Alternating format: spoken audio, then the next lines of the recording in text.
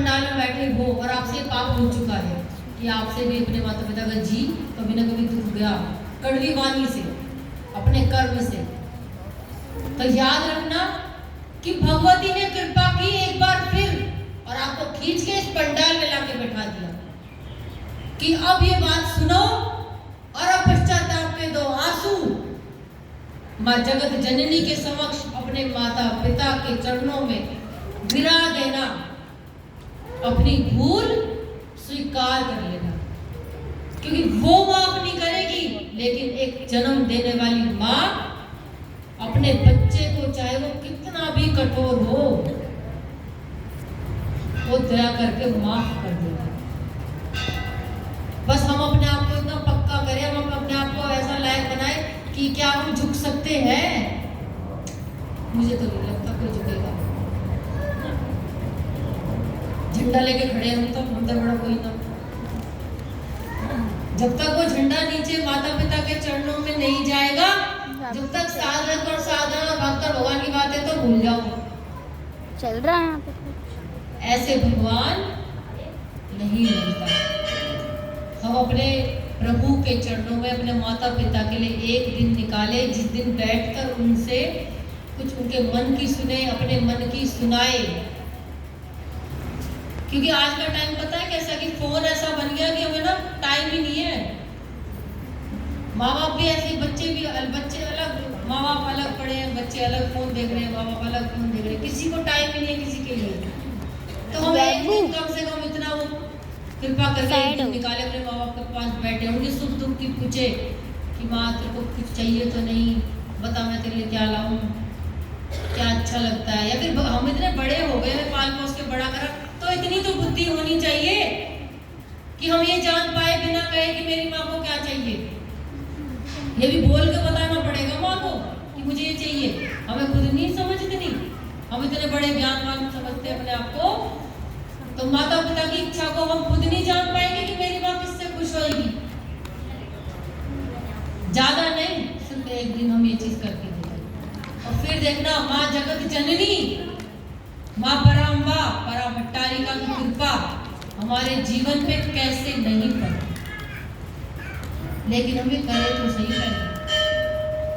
जनक जी महाराज ने उनको ज्ञान दिया और कहा कि अब तुम देवी भागवत की कथा का पारायण रखकर उस कथा को श्रवण करो, क्योंकि श्रीमद् देवी भागवत की कथा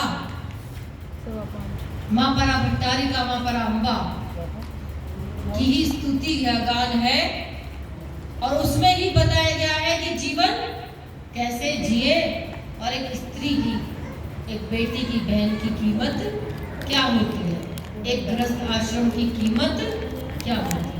क्योंकि गृहस्थ में जब भी इंसान जाएगा जब पत्नी आएगी। गृहस्थ में पति पत्नी होते हैं, बच्चे माँ बाप सब होते हैं, तभी तो हम गृहस्थ होंगे। तो सुखदेव मुनि इस ज्ञान को लेकर अपने जंगल की ओर लौट चले और उन्हें समझ आया कि गृहस्थ आश्रम कोई बुरा आश्रम नहीं है। गृहस्थ आश्रम में रहते हुए भी जीव भगवान को पा सकता है, बल्कि पाता है।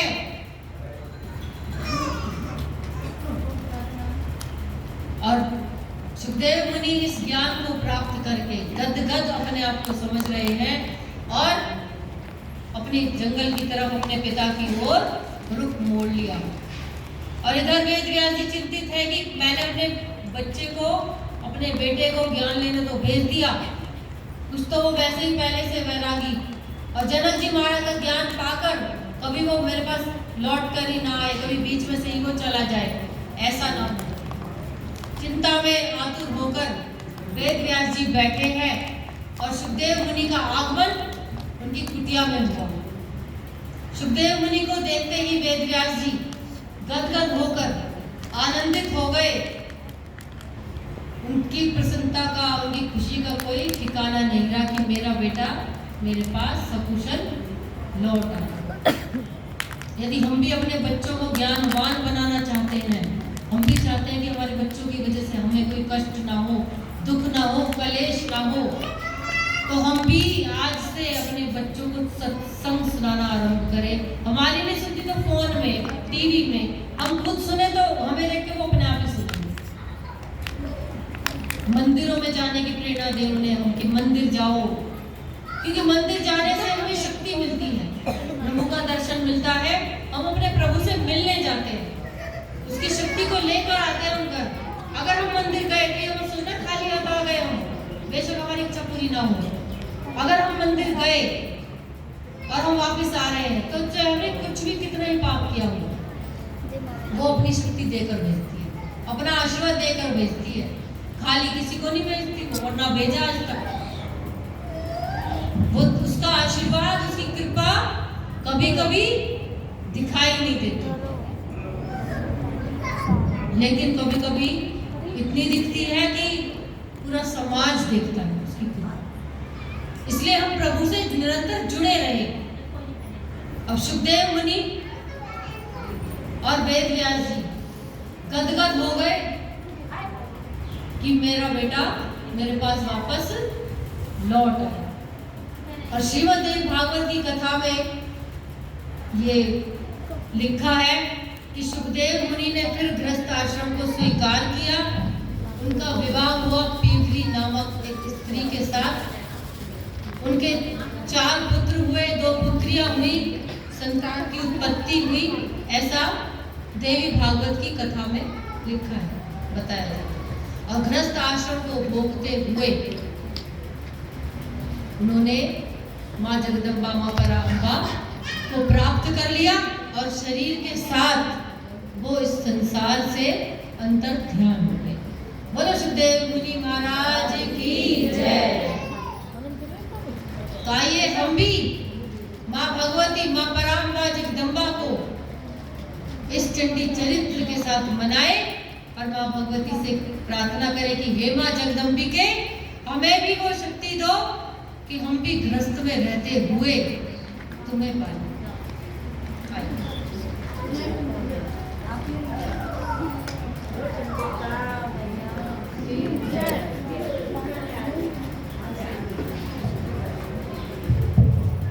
बोलो सच्चे दरबार की जय।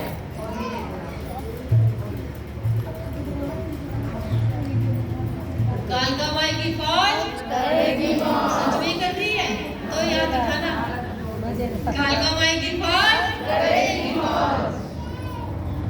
आइए चंडी चरित्र के साथ माँ भगवती का आह्वान करें और उनसे प्रार्थना करें कि हे माँ जगदम्बिके, हम भी गृहस्थ आश्रम में हैं और हमें भी ऐसे पुत्र और पुत्री की प्राप्ति हो जिसके द्वारा हमें कभी कष्ट ना मिले। हमारे घर के सभी संकट, सभी दुख तुम हर लो, हम पे इतनी कृपा कीजिए। आइए हम भी पूरे भाव के साथ, पूरी श्रद्धा के साथ इस चरित्र को गुनगुनाएं। जिन्हें आता है वो हाथ जोड़कर मेरे साथ इस चरित्र को गाएं और तालियों के साथ मेरा सहयोग दीजिएगा। बोलो कालका माई की जय।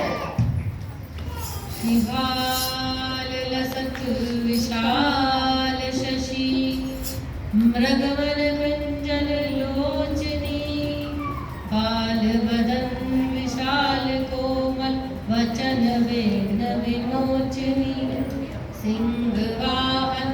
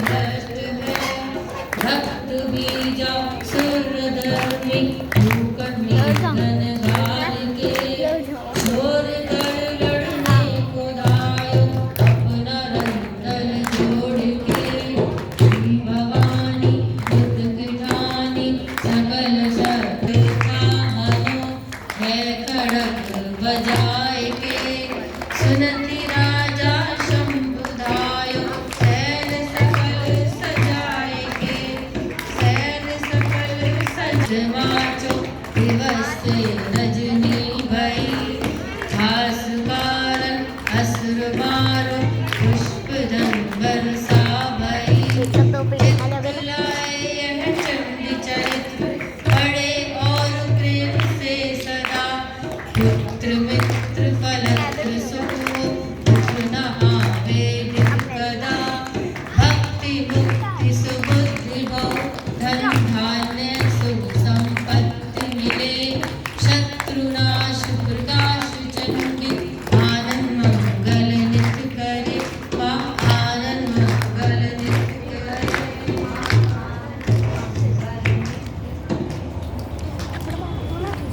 चंडिका मैया की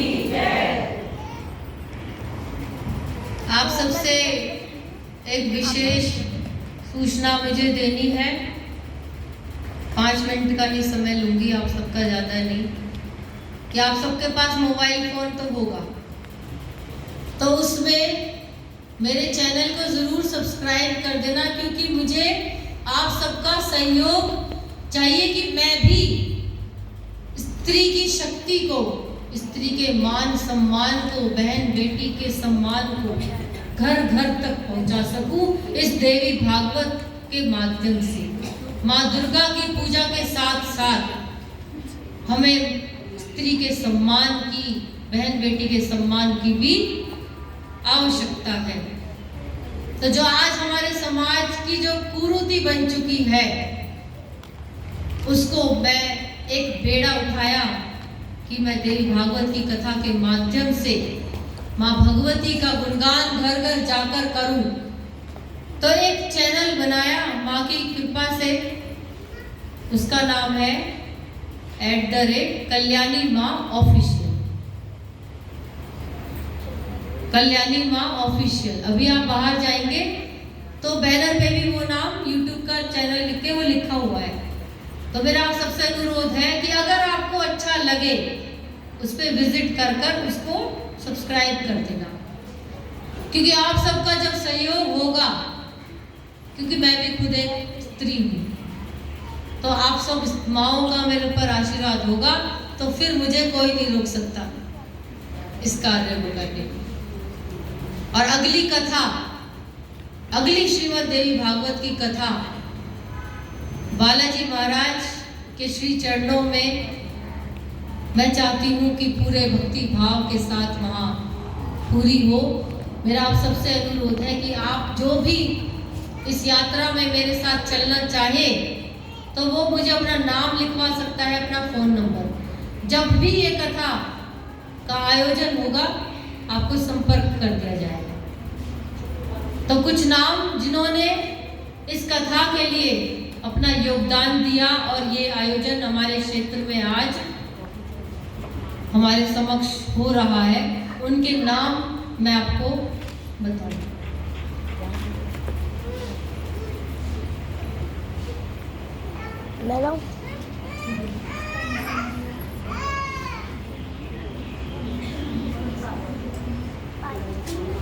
इस कथा के लिए कुछ बच्चों ने अपना योगदान दिया, जैसा भी उनसे बन पड़ा।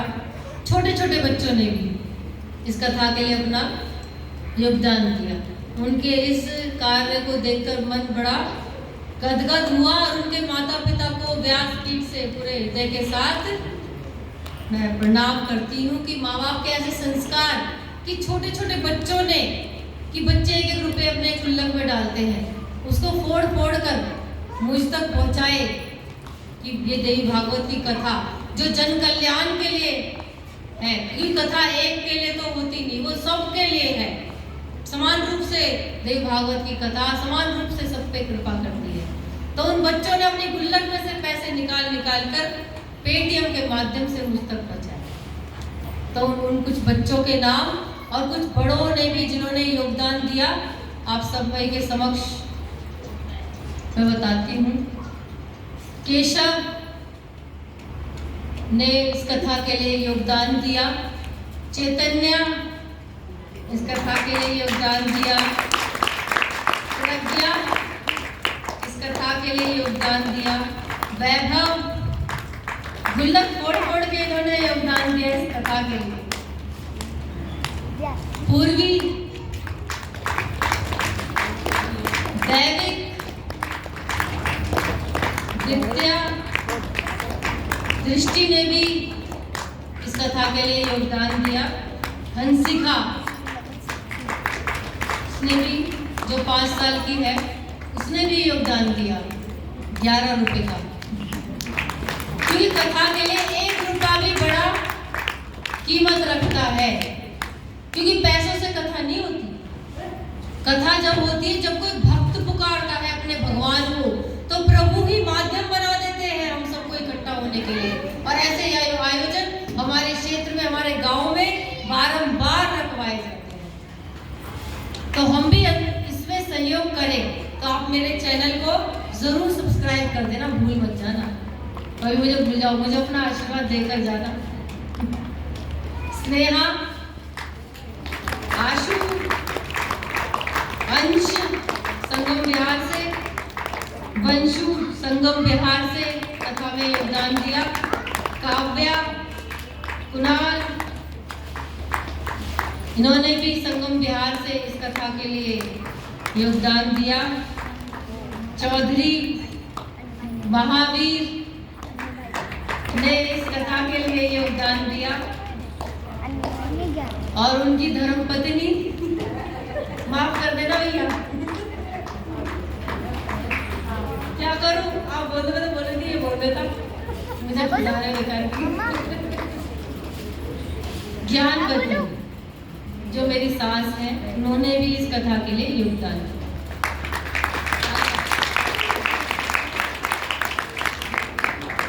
निशा सुमित सरायकाले खासे, उन्होंने भी इस कथा के लिए सहयोग किया। सोनू संगम बिहार से, उन्होंने 21,000 का योगदान इस कथा के लिए दिया। अक्षत नारायणा से, उन्होंने इस कथा के लिए योगदान दिया। रिधिमा नारायणा से, बबीता हैदराबाद से, उन्होंने भी, सरिता उन्होंने भी डेरे गांव से योगदान दिया इस कथा के लिए।